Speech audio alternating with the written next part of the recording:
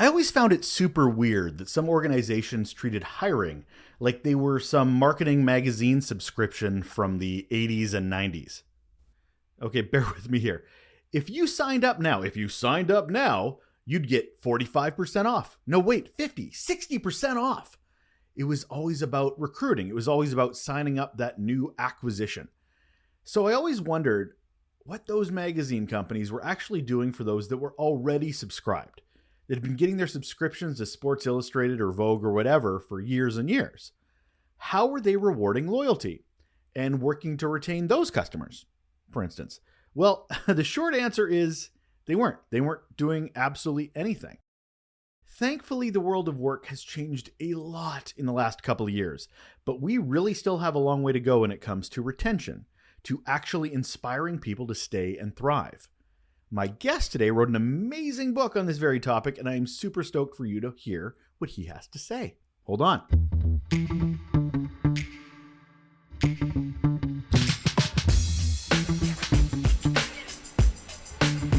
And welcome back to Relationships at Work, the leadership mindset guide to creating a workplace we love. As ever, I'm your host, Russel Lolliker. I'm a communications and leadership nerd with a couple of decades of experience in both of those areas and a whole heap of curiosity on how we can make the workplace a better place. If you're a leader trying to understand and improve your impact on work culture and the employee experience, you're in the right place. For this episode, I actually want you to start to think about what your organization does to retain employees. What are you doing right now at every level? What are the executives doing that would entice people to stay? What are leadership doing? What are frontline workers doing? Business areas. What are they doing intentionally and unintentionally around employee retention? I say this because I want to ask, what are you doing positively, intentionally? But also, what are we doing to hurt retention, unintentionally and ignorantly? So much has changed in the last few years, especially around employees' expectations of the workplace. This is something we really need to figure out. I can remember working in the service industry and I felt so disposable. I heard a boss literally say, "I can replace you right now if I need to." Are we replaceable in our work? Yes, absolutely. Anybody can be replaced. Should we feel replaceable? Should we feel unvalued? Well, no, because that certainly does not inspire our best work. It does not inspire loyalty. It does not inspire innovation, creativity. We wonder why people leave.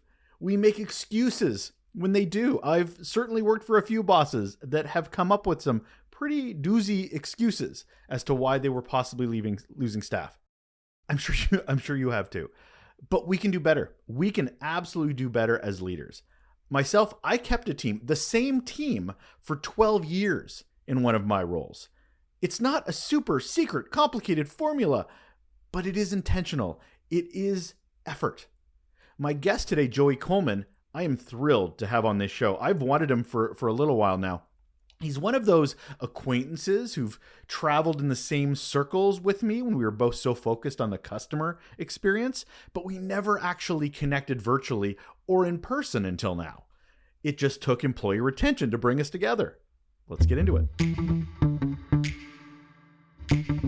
And on the show today, we have Joey Coleman, and here is why he is awesome. I'm going to have to take a big breath for this one. He is a professional speaker, workshop leader, and consultant. Happens to be an author of a couple of Wall Street Journal best-selling books. The latest of keen interest to our conversation today, Never Lose an Employee Again, The Simple Path to Remarkable Retention.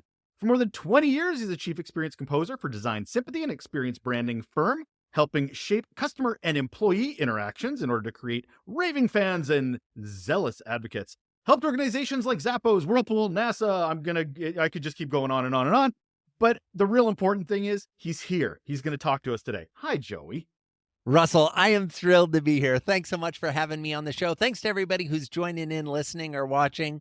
Super excited for our conversation. We were saying before, I can't believe we haven't met in person or connected before now because we've been swimming in the same rivers and streams for many, many years now. So it's an honor to be here. Thanks for having me. Thank you so much. Yeah, I've talked to Dan Gingiss, your former co-host of podcasting. Yes. A few times, and I'm like, yeah, Joey, why have we not? But happy to have you here and rectified that problem. I appreciate that. And I'll try to be half as good as Dan Gingiss. If I can live up to that, I feel like I'll be, just doing fabulously. That's my morning mantra every morning. I hope I'm just half as good as Dan Gingiss. Half as good as Dan Gingiss is a good place to be. If only we could have the hair of Dan Gingiss. Exactly. We would be just almost he does there. have a certain shine to him that just is brilliant. Oh, I'm sorry. I meant his personality, not his head. That's what I was picking up. Of course. You're not off the hook here, Joey. I've got a question I ask all of my guests. What's your best or worst employee experience? Well, because I know we're on a podcast and because I know that drama sells these days, I'm going to go ahead and lean into worse. I've had some great places that I work, but let's just put it this way. I once gave my 2 weeks notice to my direct manager, who then shared that with his boss, who then shared that with his boss. And the 2 tiers up person invited me into their office and said, we need you to stay. It's Q4. We're trying to hit our sales numbers. And I said, I appreciate that. I've already hit my sales numbers for Q4, so I don't feel like I'm leaving you in the lurch, and I'm giving you 2 weeks notice. To which this person, who at the time was very close to giving birth, actually got up on top of the desk and started screaming at me that my life and my career was over because I would dare to leave an organization in the lurch in Q4.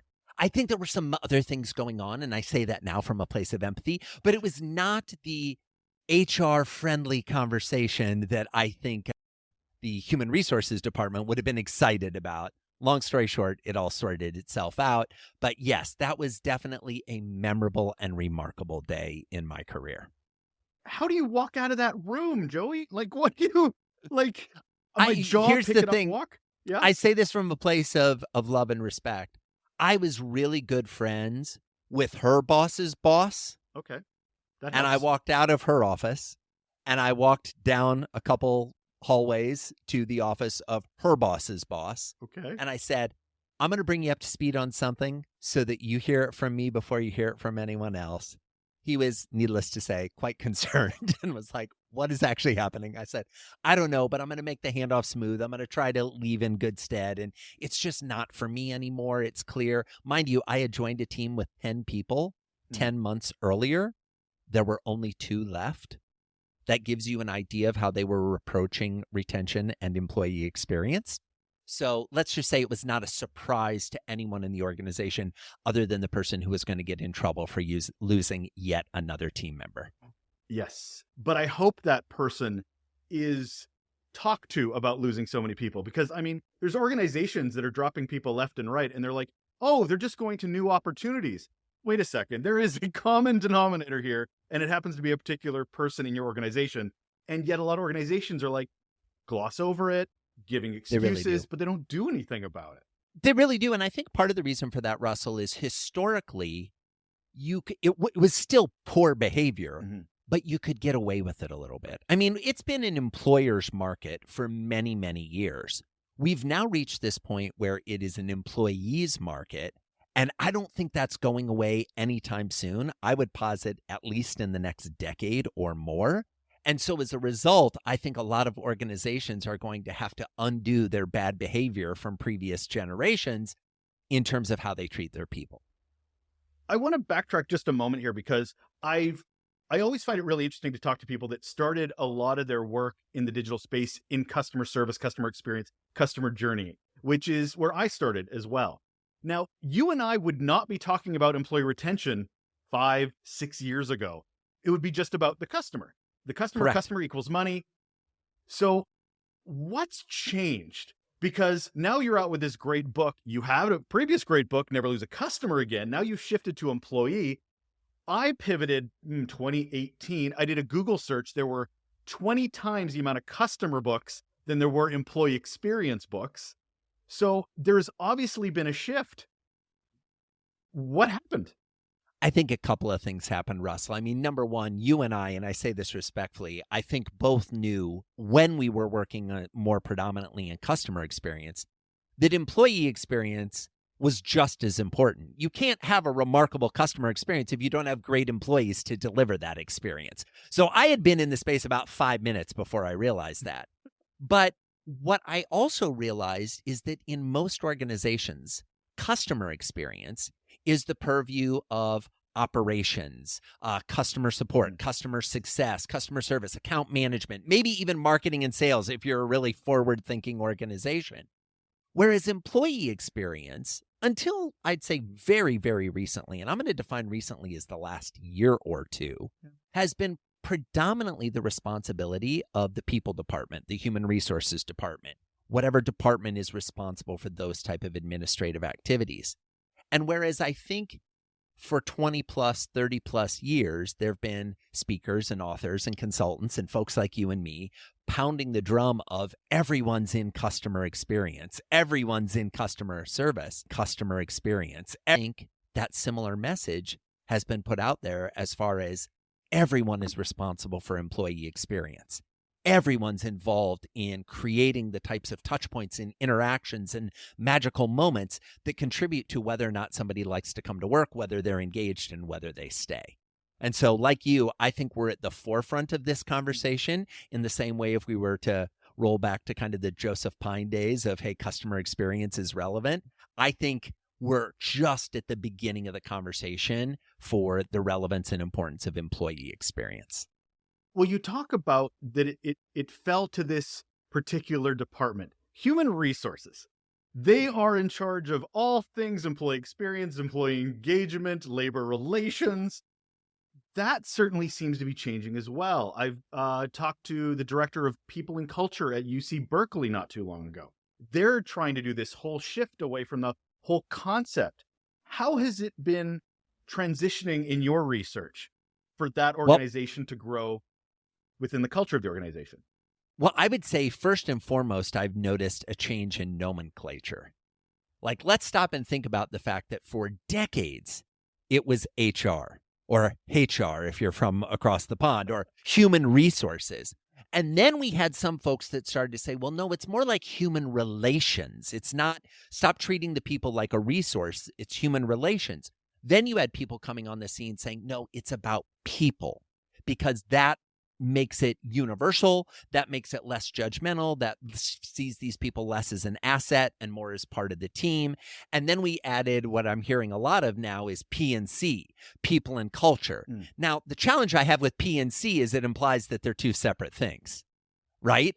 I think your people are your culture is your people, but your culture is also your process. Your culture is your office. Your culture is your habits and your behaviors. So it's a lot of things, but I also think culture ended up getting overused. So if we're going to end up somewhere, I like to think of them as teammates. Who's on your team? Who are your fellow teammates?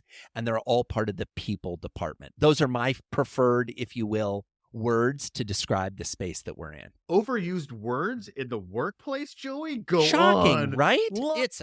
It's a travesty. So maybe we should... Yeah, I mean, one of the biggest things I've always had a challenge with, especially having conversations with leaders, is using definitions. Because we use words all the time, but we don't define any of them. And I'm talking like leadership, innovation, but we have this success and employee retention being another.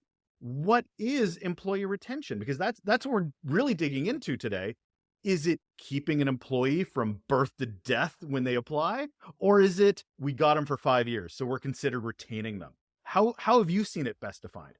Well, I think there's the way it's been defined historically and the way it needs to be defined going forward. I think historically it was defined as what I'll paraphrase as the gold watch. You started working somewhere, you'd work there until you retired and you'd earn the gold watch. Now, the practical reality of this is most of the shift that occurred from that occurred because of employer behavior, not employee behavior. Right. Employers decided, let's raid pension funds. Employers decided, hey, at 64, you're more expensive than to hire someone at 24. We're going to fire you and hire two 24-year-olds at the same salary we were paying the 64-year-old and call it a day. So they kind of created this, we're not loyal to you, but we expect you to be loyal to us mentality. And I say they, meaning many different organizations around the planet. I think what is happening now is we are seeing employees being treated differently. And I would posit, and it's why I like the team analogy, and forgive me for the sports analogy, everybody listening, but it's the fastest way to get my point across. So indulge me if you would. If you are a college coach in any sport and you recruit a high school player to come to your college, setting aside discussions of name, image, and likeness and NIL and whether we should be paying college athletes, just for a second, they're kind of like an employee. And if you recruit someone to come to your college to be on your team, best, they're going to be there for 3 years. At best, they're going to be there for 5 or 6 years. If they're really good, they're going to be gone in 3. And I think that's how more employers need to think. They need to think about assembling a team to achieve fixed goals that are shorter term rather than longer term. And I'll define shorter term as 1 to 4 years. And then realize that that team that they've assembled of rock star, all-star, amazing players most likely is going to have some transition and some shifting. And that's okay. We don't look at dynasty sports programs and say, well, they don't have the same players they had 20 years ago. No, we look at them and say, wow, how have they been able to continue to succeed year after year when their roster, the people that they're fielding for the game, have shifted? I think there's a lot that business leaders could learn from those use cases. So let's continue your metaphor, Joey. So looking at those teams, they're leaving. They are leaving and looking at this going, I have other opportunities. I'm jumping ship. What is causing employees to even be empowered to feel like they can get out of there, and employers just going, how can we keep them? Oh, I think there's a couple things at play here, Russell. Number one, COVID comes along and changes the world of work globally across every industry in a matter of weeks. What COVID did is it eliminated the excuse that you need to have geographic proximity as an employee in a way that had never happened in the course of human history, and it happened everywhere on the planet at the same time. Some people say to me, I would posit it's the biggest change to the workplace in the history of work. Now, some people would say, well, Joey, what about electricity? Folks, electricity still isn't evenly distributed globally. Well, what about the Industrial Revolution? There's plenty of places that the Industrial Revolution hasn't gotten to. You know what's gotten everywhere? The idea of remote work. The idea of you being able to recruit the top talent who doesn't live within 30 miles of your headquarters. So I think that's the big change that completely altered the landscape. When we add on top of that a number of factors, demographics, immigration, just kind of global population concerns, aging populations, the idea that, many people are, because in the countries they live in, there aren't as many networks for familial care, whether that's child care or elder care. We've got a workplace that now has fewer workers than we actually need. And that's global. And so when we combine these things, I think we've created a scenario where if I'm working for you, Russell, and I'm not happy, as soon as I raise a flag and say, I want to go somewhere else, there's almost immediately a dozen places that I could go to. And I think that's how this has changed. Is it just opportunity that is driving people into other organizations, the ones that provide those remote work? Or is there more to it? I mean, we always hear that people don't leave bad companies, they leave bad leaders. And I've seen enough stats to go, actually, that's not 100% true either. So what surprised you? A couple of things surprised me. I think it is opportunity, but I think we want to come back to the beginning of our conversation of how do we define opportunity? So it's career opportunity, it's flex work opportunity, it's experience opportunity, it's travel opportunity, it's skill set acquisition opportunity, it's types of people that you could work with opportunity, it's scratching an itch that you've got an interest in a different area or a different industry opportunity. It's all of those things, and it might be none of those things. Right. And this is the challenge when dealing with humans. Organizations want to make everything as systemic as possible. I understand that's how we achieve scale faster and easier. But when dealing with humans, trying to say that all humans alike is a fool's errand. It doesn't work. And so the reason you might leave might be the exact same reason I'm going to stay. Fair. And so how do we navigate that as an organization? Well, we focus on the people and we stop thinking about what one policy or what rule rules them all, and instead say, how can we create individual dynamic relationships? Oh, I don't know, in the same way we do in our personal lives all the time. How can we do that in the workplace? And I think it's easier said than done, but it does require work. I love that you said that. I've repeatedly said that I don't understand why it's different once you fire up your computer or walk through a door, that suddenly trust, consistency become these new weird concepts in a world of work that is how you made friends in the normal world. And yet it's supposed to be this special weird thing. I'm so glad you highlighted that. Well, and I think, forgive me, I think a lot of businesses help created that, hey, it's a different model by saying things like, oh, it's not personal, it's business. No, persons were still involved. Okay, I still feel emotionally hurt from the thing you just did, the thing you just said. I'm still human, even though I'm at work. What amazes me, Russell, is for many, many years, we had employers that thought nothing of asking their employee to answer a couple of emails in the evening, stay late, fly out on Sunday for a meeting on Monday, dip into their weekend time, forgo vacation, be available. We thought nothing of business creeping into personal. Right. But the second we have somebody say, I want to work from home, we're like, I bet they're going to do laundry. I bet they're going to be watching TV, going to have Netflix on in the background. It's like, even if they did, why do you care? If the work is getting done, if the productivity is still there, if the metrics that we have set out by which we are going to evaluate someone's worth, their value, their impact, their contribution in our organization, as long as they're hitting those metrics, why do you care when they're doing it, where they're doing it, or how they're doing it, as long as they're doing it ethically and, in a way that's in alignment and comportment with the organization's overall goals and values? But I don't care if I've got folks on my team. I'm like, you want to do all your work between midnight and 5 a.m.? Have at. That's great. That's frankly when I do a lot of my work. Okay. But I think we have the opportunity to release some of these constrictions around how we define work and productivity and expectation. That leads me to another question I'm kind of curious to get your opinion on, which is proximity bias. So there is always the idea that proximity bias, for those who may not know proximity bias, it's those that are more present around leadership executive will get the opportunities. The ones that are closest to their office, the ones that walk by in the hallway, obviously usually very physical.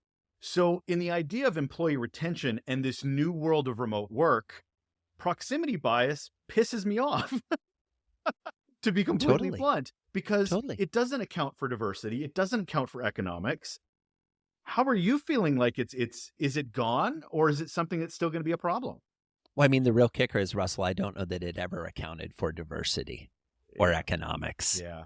And therein lies the rub. But now we're more aware of it. Yeah. I don't think it's enough to just say, well, now everybody's working from home and it'll all sort itself out just fine. No, because even people's homes are different. Their opportunities are different. I mean, I've got 2 young boys. You might hear them in the background while I'm recording. That's the practical reality of where I work from. But should that be a strike against me? Or should that be in the plus column as something good? Because I am home, I can have more connection with my kids, more connection with my wife. I have more stability at home, makes me a more stable worker. These things, again, they're not simple and they're multifaceted and they're layered. Where I think we need to spend some time thinking about as a species, right? Not as corporations, as a species, is historically the way that our species propagated, especially let's say in the last 50 years, is we met our partner, spouse, significant other at school, at church, or our religious institution, or at work. We have more people doing school online than ever before, and it's only increasing. We are seeing a decline in involvement in houses of prayer and worship and religious organizations that in many ways is unprecedented in modern history. And now we don't have offices and everybody's on the computer. The bigger concern I think we should be talking about is not, oh, what about the culture of our company? I think the organizations need to be talking about what is the future of young people in our society if they don't have the opportunity to build connection, build relationship, find partners with in-person interaction, and everything becomes swipe left, swipe right. I just think there are layers of challenges to that. Completely agree. Unfortunately, I don't think we're going to get there anytime soon, considering a lot of leadership is still like, but this is not how I became successful. So it's not the way that I want to run my organization. I'm like, Russell, it's so true. And that's what a lot of the return to work movement is about. Well, when I was coming up, I had to work in a cubicle. I had to work 30 hours a day. I had to do. I get that it's not the same world you came up in.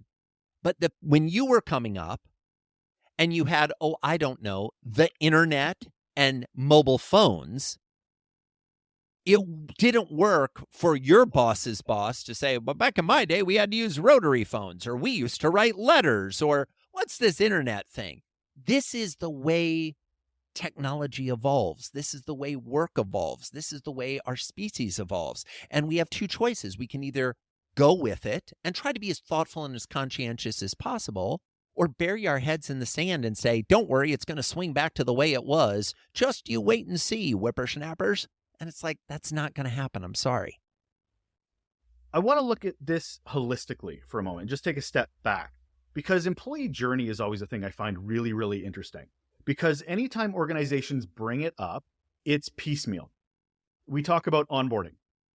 Or, oh, hey, we should do an exit interview. Do we do exit stay interviews? I've never even heard of those. Yeah, we should totally do one of those every 2 years. And forget recruiting.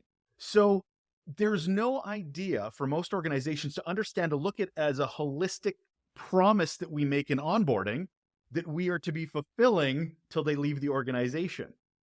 How is employee retention a piece of that as a part of the journey that employees are going for, regardless if it's that 4 or 5 years you were talking about?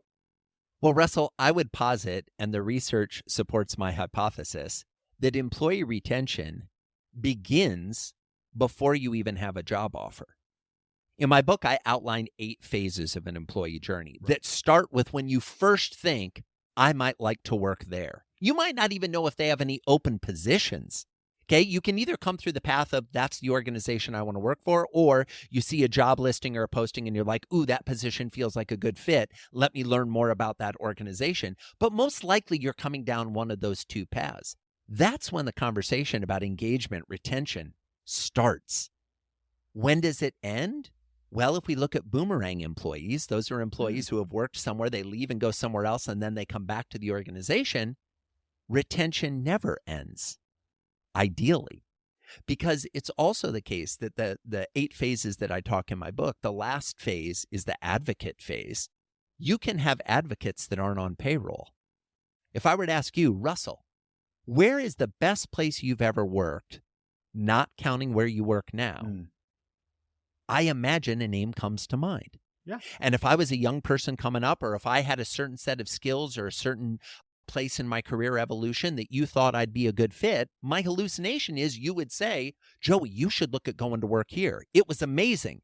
They're great at building skill sets. They're great at helping you have the first job. They're great at getting you from over the hump of being a tactician to being a manager. They're great at helping you be more strategic. Oh, the smartest people I ever worked with worked at this organization. Any number of descriptions you might use to describe a place of work could apply to an employee at a different part in their career journey than you are. And that doesn't mean the place you used to work is bad. It just means you outgrew that place. But how can we get there, Joey, if there's still such a disconnect between what executive thinks and what employees know? I can't tell you how many surveys I've seen over the last 2 years that say executive 89% think this, and employees are like 16% for us. And it doesn't matter. This is happening across the board. And for whatever reason, it doesn't seem to be closing. So how do we mind the gap if we're trying to keep our employees, but don't want to prioritize this differential? Well, the C-suite disconnect or lack of connection to the front line is not something new. This has existed in almost every organization since the beginning of the time. How can we address that? Well, a couple ways. Number one, we're going to have C-suite attrition. It's coming. Mm-hmm. It comes every year.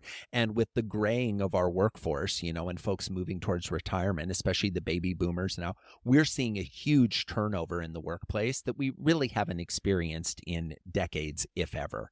So I think some of it is going to happen naturally. Number two, the organizations that don't pay attention to this aren't going to be able to retain employees that are further down the chain. And as a result, they're going to go out of business. Because you know what the senior partners and the more senior executives who've been there forever haven't done in a long time? The scut work that a lot of the entry-level employees are doing. Now, some of them would say to me, well, Joey, we're going to have AI do it. Great. Good luck with that. You get back to me. When you understand what AI actually is and stop thinking of it as one thing and calling it AIs because it's plural and there are many, then I'll be happy to have a conversation with you about AI. But until then, let's stop pretending to use words that we don't really understand what they mean. I think what the opportunity is for senior leaders to think differently about how in touch with reality they are. Two quick stories. So number one, I had somebody join my team recently, and they came on as an independent contractor, and they were working part-time. And then they shared with me that they were interested in making the move to full-time. What's really fascinating is I was about to share with them that I was interested in exploring a full-time conversation. Now, as an employer, I was like, oh, the stars have aligned. This is magical. I want this. You want this. This is going to be beautiful. But all my research in putting together Never Lose an Employee Again suddenly came screaming back from the back of my brain to the front of my brain. And I said, absolutely. But let me ask a clarifying question. What do you mean by full-time employment? How do you define full-time? And this employee, who is, I'll just keep it round, between the ages of 20 and 30, said, oh, I was thinking 35 hours a week.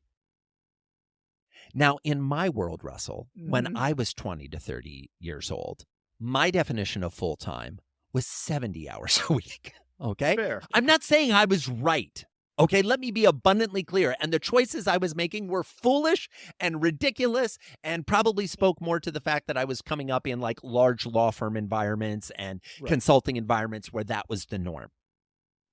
But in that moment, I had two choices. Be frustrated at the 35 hours a week, or recognize that this is the new reality and say, am I caught up in the, well, when I was coming up, instead of saying, this employee's doing a remarkable job, part-time at 10 hours a week. What would life be like if I had 35 hours a week? It'd be more than 3x better, and it is, and it has been. Second observation I'll make, I had the pleasure of attending an event called MMT a few weeks ago, run by my good friend Jason Gaynard. Fantastic event. And one of the guest speakers was George Raveling.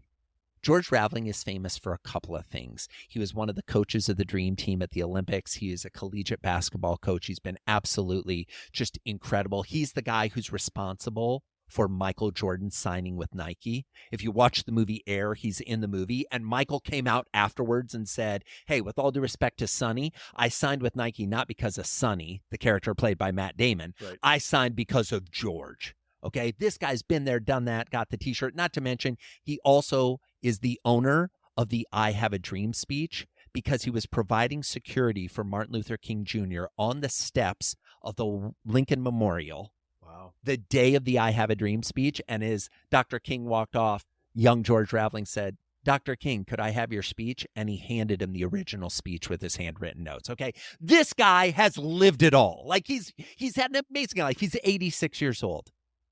And he shared something that I'd never heard of from the stage. He shared many things I'd never heard of. But one of the things he shared related to the workplace is he said, I have my young mentors. Young mentors. We often think of mentors as somebody who's older than us, someone who's been there, done that, got the t-shirt, someone who's accomplished the things in life we hope to accomplish. He said, no, I appreciate that. He said, I have young mentors, people in their 20s that understand technology better than I do, people in their teens that are digital natives, that understand this remote world much better than I've ever understood it. And in that moment, I realized and wondered how many senior executives have young mentors in their organization. I'd be willing to bet very few. Barely any. Yeah, I've always loved that concept. I've never seen it in practice. I've heard about it, but it's this mythical unicorn thing where it's sort of like, does it really exist? Is it a once upon a time story we're gonna have here? Totally. I love Well, that. George Raveling has it. There you go. I have met a unicorn now. I have met someone, and one of his young mentors was in the audience. And what was beautiful is he had this young man stand up, and he acknowledged him with a round of applause in this whole audience and said, "I learned from you." And I'm thinking to myself, this is a man who I shared some of his accolades. I mean, this guy's an amazingly accomplished and humble, remarkable human.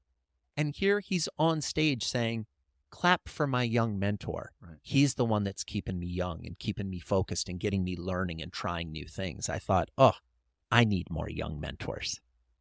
I'm hearing investment, Joy. I'm hearing investing and seeing the value regardless of generation, regardless of diversity, inclusivity, quality, that we should be investing each other as human beings. How novel. But that's one of the missing pieces. And I've heard you talk about that one of the key pieces for retention is planning career paths, investing in our employees to let them know that we're thinking beyond them as a cog in a wheel today, but them as being a part of something 2, 3, 4 years down the road. But most people are just thinking about, well, you did great last month. Yeah, we'll talk again next year. I love that being a piece that I think we need to invest in more. Russell, I couldn't agree more. I will tell you, one of the most fascinating pieces of research I came across when writing the book was some work done by the Work Institute. Now, if you look at the research that's been done on why employees quit, why people leave, most of the research is based on sample sets of 300 to 500 respondents. Now, if you know about anything about statistics, that's not a healthy sample set. We need to do better. Work Institute did some research where they did exit interviews with 234,000 exiting employees across 17 different industries, a variety of different companies, and they were the third party, which if you know anything about exit interviews, the third party gets more honest answers than the employer gets. And they did all this research, and the number one reason, if I were to ask most CEOs, well, why did that person quit? Why are you losing team members? They say, oh, well, they're getting more money somewhere else. They're getting a better paycheck across the street. That's true, according to the research. 9% of the time. 9% of the time, the employee leaves for more money. Now, while some people might see that as confirmation of the statement they just made earlier, I saw it as a real opportunity to get curious about the 91% of people that leave for some reason other than money. Yes. And when we looked at that, 23% left for a single reason.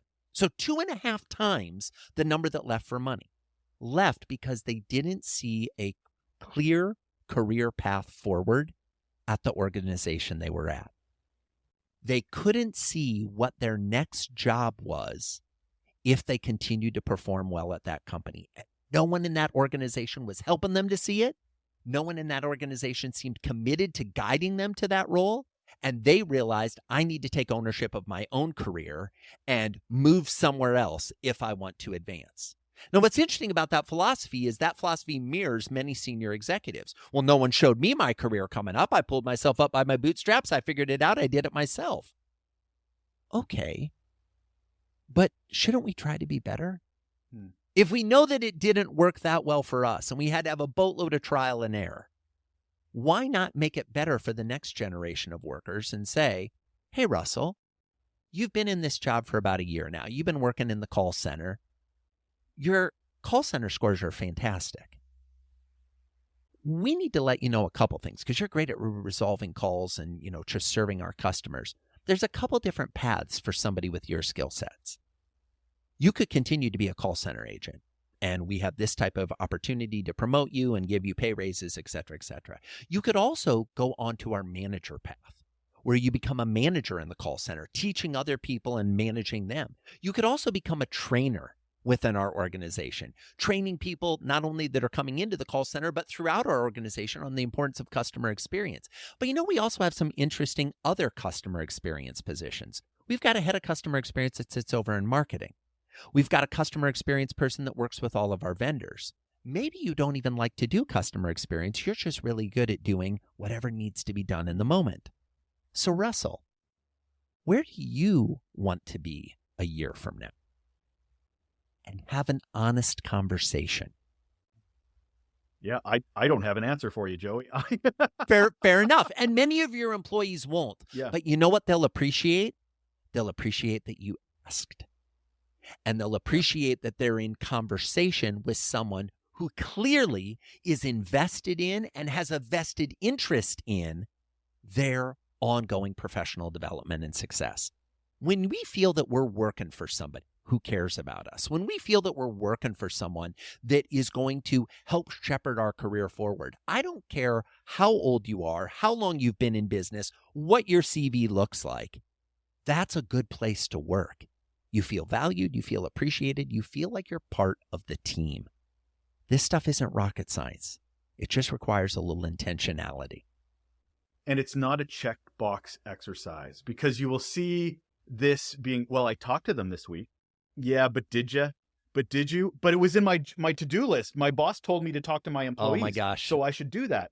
It's a mindset shift that I think really is where a lot of people focus. Because we hear about these conferences that are amazing. Leaders go to these conferences, they come back, want to change the world, and they don't do anything after 3 days.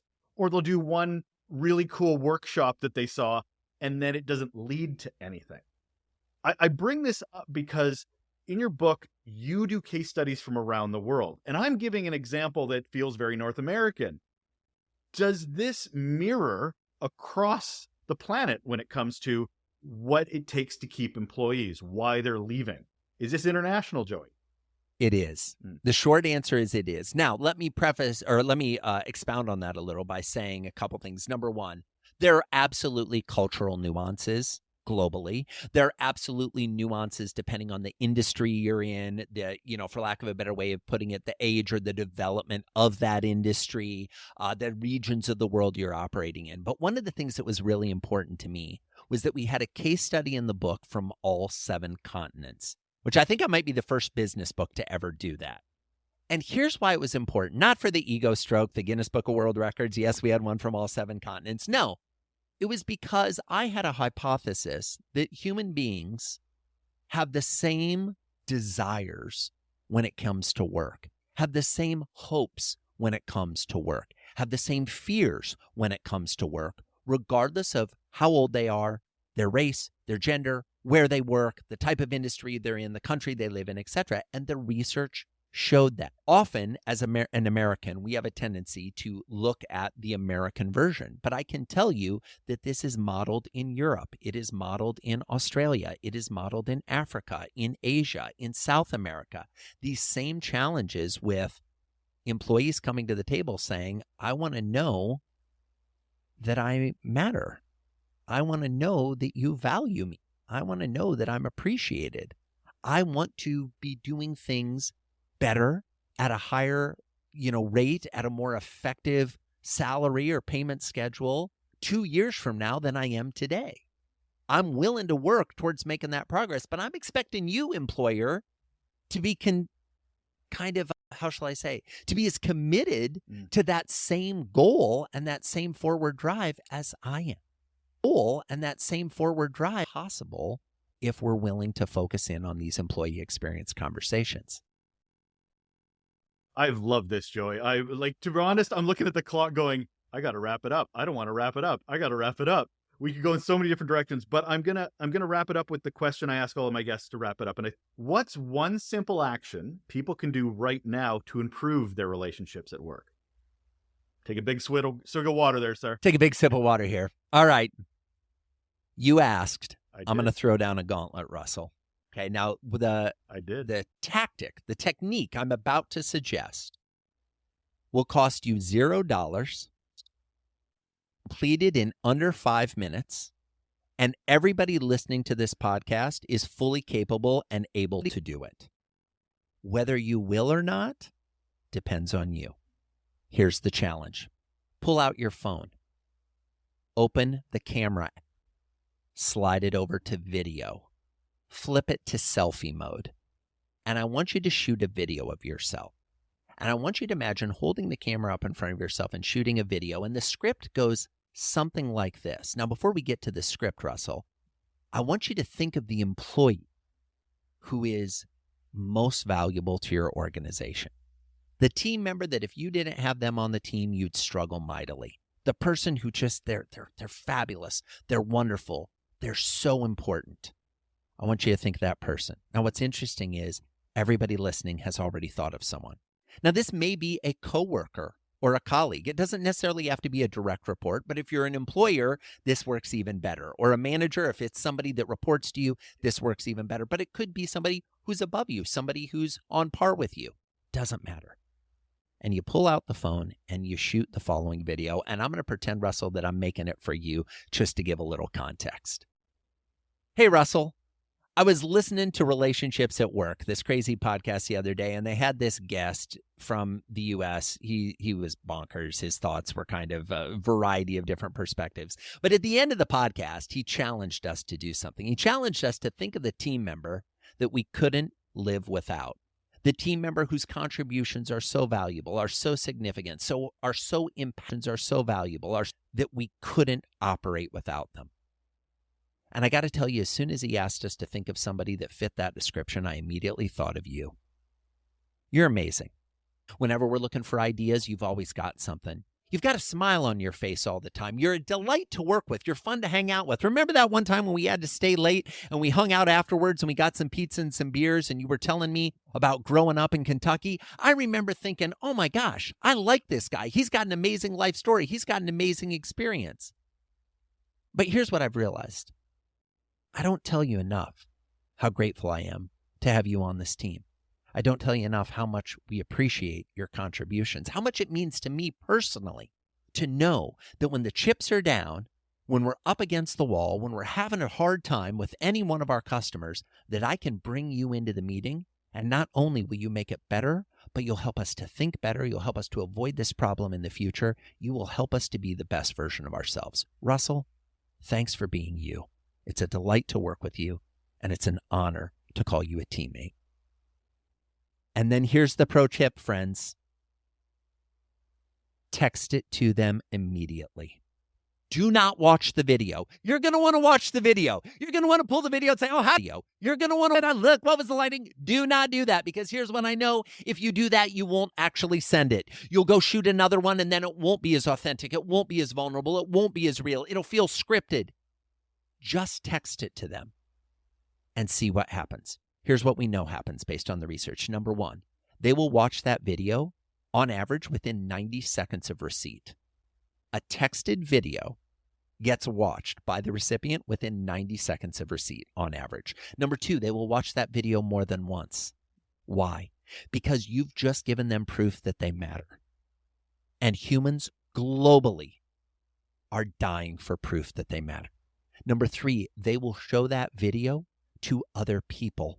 I promise you, if you send a video like this, it will change that employee's experience of you. And frankly, it will change your experience as a leader. And if you like doing it once, you could do it again tomorrow. And the day after that, and the day after that, and work your way through your entire team, telling them, giving them a digital artifact, proof that they are seen, that they are heard, that they are valued, and they are appreciated. That is Joey Coleman. He is a professional speaker, workshop leader, consultant, and author of the book, Never Lose an Employee Again, The Simple Path to Remarkable Retention. Thank you very much, Mr. Joey Coleman. Thank you, Russell. Thanks for having me on the show, and thanks to everybody for listening in. That's it. That's all. That is another episode of Relationships at Work, the Leadership Mindset Guide to Creating a Workplace we Love. I'm Russell Lolliker, again, so thrilled for you to join me on this journey of leadership mindset shifting. It's really, really important. We can talk about tactics all the time, but if we don't have the right mindset, tactics mean nothing. Absolutely nothing. And we need reminders of that, and we need to keep pushing forward. So I become a better leader, you become a better leader, and we create workplaces we actually sincerely love. If you love this podcast and been enjoying yourself listening to these episodes, oh my goodness, we're 130 now? 130? Share.